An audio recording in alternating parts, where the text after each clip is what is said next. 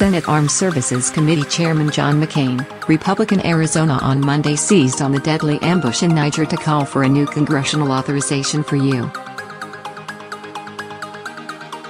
military operations overseas. McCain told reporters Monday that he and the Armed Services panel's top Democrat, Rhode Island Sen. Jack Reed, are working on a proposal to update the broad war powers Congress gave the commander-in-chief after the 9/11 terrorist attacks. The deaths of 4 U.S. soldiers in Niger earlier this month have stoked fresh interest in a new war powers vote, which the Trump administration has indicated it would not oppose, although it says it has all the legal authority it needs to conduct anti-terrorism operations under the existing 2001 authorization. "We are going to have an updated authorization for the use of military force," said McCain, who has previously called for a new war powers resolution. Still, the new momentum may not translate into floor time for a debate anytime soon. Previous attempts this year to repeal or rewrite the law have fallen flat among congressional GOP leaders. The Senate Foreign Relations Committee had already been scheduled to hold an October 30th hearing on the president's war powers, spurred on by Sen's Jeff Flake, Republican Arizona, and Tim Kaine, Democrat Virginia, sponsors of a new war authorization proposal. Chairman Bob Corker, Republican Tennessee, described the hearing as excellent timing Thursday, but he remains unsure about any practical movement on an updated war powers measure. "I don't know," Corker told reporters. "I mean, there are so many bigger issues.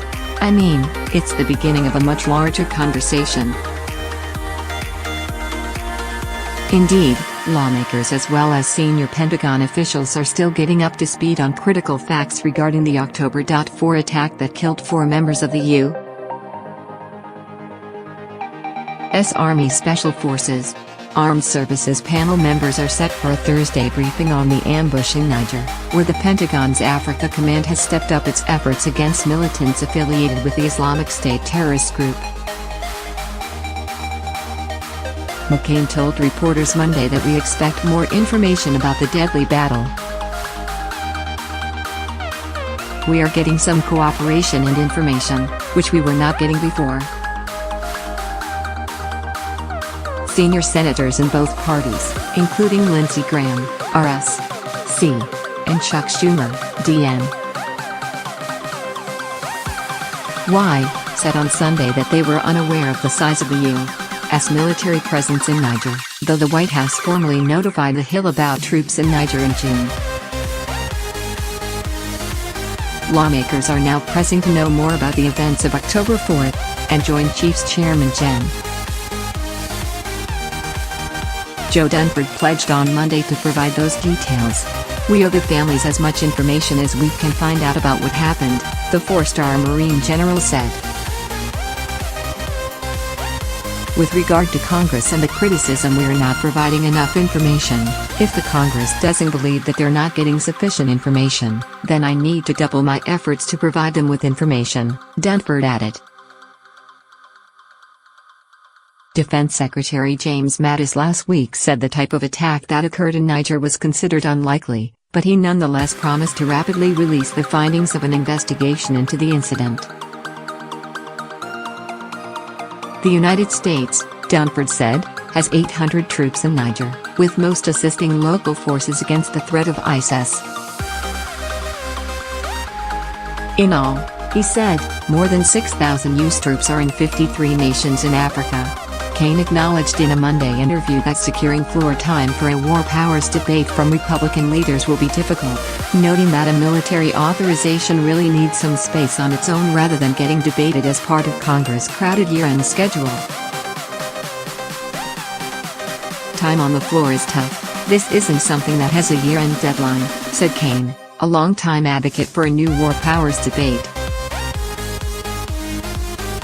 Nevertheless, He added, "The Niger ambush ups the stakes for finally trying to get this right," and added in a statement that he and Flake have seen an increase in interest among our colleagues in having a new war powers debate after the Niger attack. This year's previous pitches to update the 2001 war authorization have been attached to other legislation, and have failed to come to fruition. A proposal to repeal the authorization by Representative Barbara Lee, Democrat California, was added to annual House defense spending legislation in June, but removed from the bill by House GOP leadership before it went to the floor. And an attempt in September by Senator Rand Paul, RKY, to add a repeal of the 2001 and 2002 war authorizations to the must-pass National Defense Authorization Act was rebuffed by the Senate. Lee, the only lawmaker to vote against the 2001 war authorization, called moves by Speaker Paul Ryan, "RWIS," to derail her proposal undemocratic. "People are asking, why are we in Niger? Rightfully so," Lee said in an interview with Politico. "Well, a debate would provide information and answer a lot of questions and put Congress back in the mix in terms of us doing our job, because certainly we're not." One of the Democratic senators who voted to table Paul's repeal proposal, however, suggested on Monday that he is now open to a new war powers vote. "This should be a debate on the Senate floor," Senator Bob Casey, DPA, told CNN. "At least for a couple of weeks or a number of days. And then have a vote at the end of it."